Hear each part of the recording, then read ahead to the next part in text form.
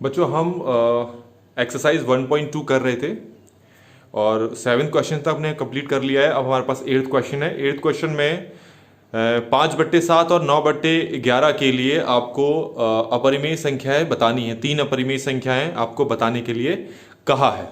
तो मैं आपको पहले ही बता चुका हूं कि अपरिमेय संख्या क्या होती है और परिमेय संख्याएं क्या होती हैं। तो ये दो हमारे पास परिमेय संख्या दे रखी है और इनके बीच में हमें अपरिमेय संख्याएं ज्ञात करना है। वो कैसे करेंगे?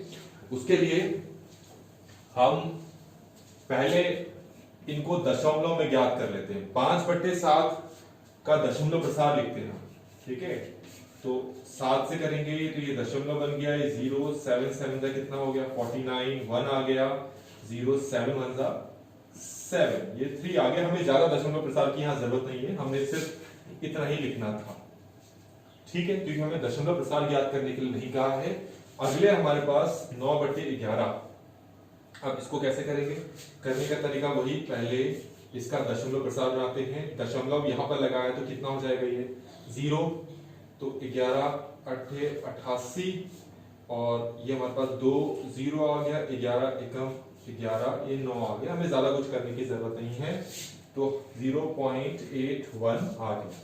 तो 5/7 और 9/11 के लिए हमारे पास दशमलव प्रसार आ गए। तो दोनों में से ये हमारे पास 0.71 और दूसरा है हमारे पास 0.81। हमें इसके बीच में जो अपरिमेय संख्या है उनको ज्ञात करना है।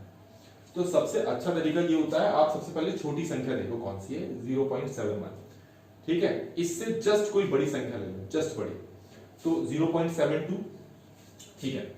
तो हम लिख लेते हैं 0.72। और एक अच्छा तरीका है, इसमें एक नंबर को बढ़ाते जाओ और एक नंबर को आप कांस्टेंट रखो, मतलब उसको एक हर बार उसका रिपीटिशन एक ही बार करो, बाकी दूसरे नंबर का रिपीटिशन उसका बढ़ाते जाओ।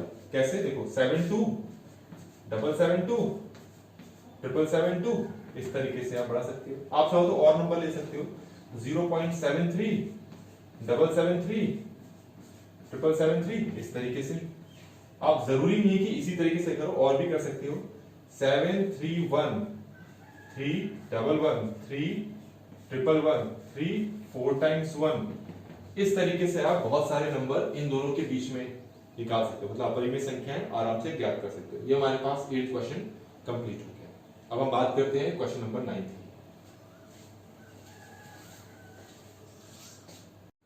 हमारे पास जो क्वेश्चन नंबर 9 है उसमें ये कहा गया है कि दिए गए संख्याओं में से परिमेय संख्याओं और अपरिमेय संख्याओं को अलग अलग करें, ठीक है। तो परिमेय संख्या और अपरिमेय संख्याओं को अलग अलग करना हमारे लिए आसान है। अच्छा, तो पहले हम इसमें परिमेय संख्याओं को देख लेते हैं। आपको ये बताया है परिमेय संख्याएं शांत होती हैं, ठीक है। तो यहां पर शांत कौन कौन है? ये है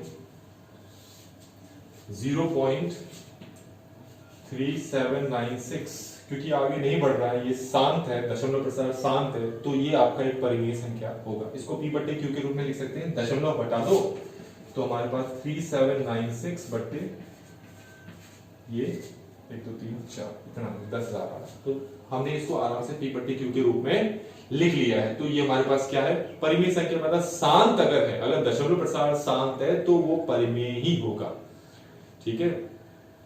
अशांत के दो होते हैं, अशांत में आपका अपरिमेय भी आता है, परिमेय, लेकिन शांत तो सिर्फ और सिर्फ आपका क्या होता है? परिमेय ही होता है।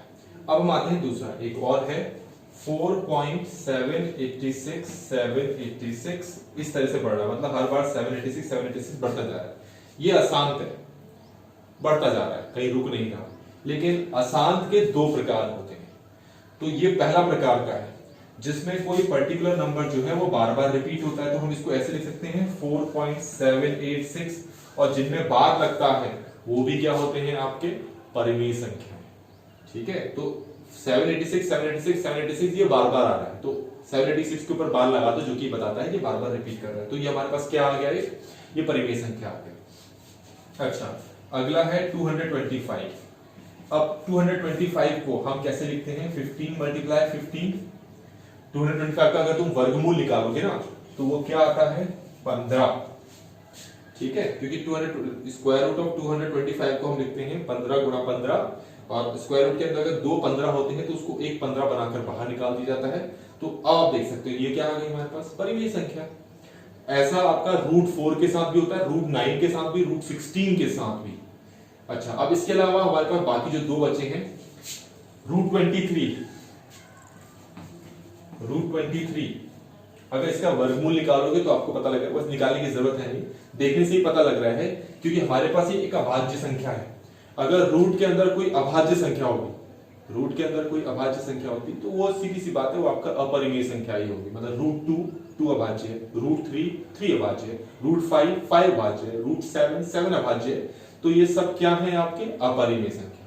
अच्छा, अभी मैंने पिछले क्वेश्चन में आपको बताया था कि अपरिमेय संख्याओं को ऐसे भी लिखा जाता है, जैसे 1.10 100 100 1 4 टाइम्स 0।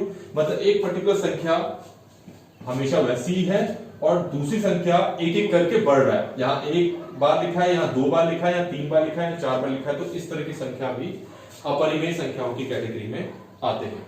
ये तो हो गया क्वेश्चन नंबर 8 और 9 हमने सॉल्व कर लिया है आज। अब ये एक्सरसाइज हमारे पास फिनिश हो गई। तो इस एक्सरसाइज के बेसिस पर मैं आपको आज का होमवर्क दे रहा हूं। हमारा होमवर्क क्या है? पहला क्वेश्चन है आपका 4.89, इसको P बटे Q के रूप में बदलना है आपको। एक तो ये हो गया। दूसरा है आपको 5 और 7 के बीच 3 अपरिमेय संख्याएं ज्ञात करनी है आपको। 3 अपरिमेय संख्याएं ये ज्ञात करना है। ये 2 आपका होमवर्क होगा। तो ये आज का वर्क यहां पर फिनिश होता है।